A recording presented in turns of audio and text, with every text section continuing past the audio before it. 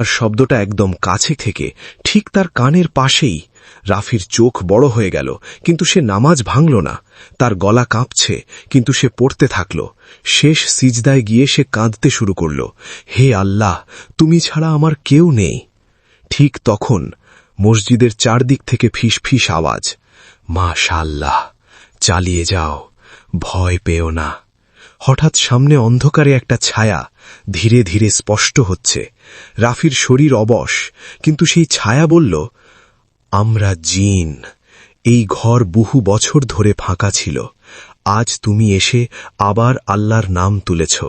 রাফির চোখ বেয়ে পানি পড়ছে। সে বুঝল এই ভয় আসলে পরীক্ষা। যেখানে মানুষ ভয় পেয়ে পালায়, সেখানে আল্লাহর বান্দারা ইবাদত করে।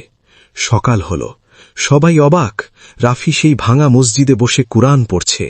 তার চোখে আর ভয় নেই, শুধু এক ধরনের শান্তি। সে শুধু একটা কথা বলল, যেখানে আল্লাহ আছেন সেখানে অন্ধকারও আলো হয়ে যায়।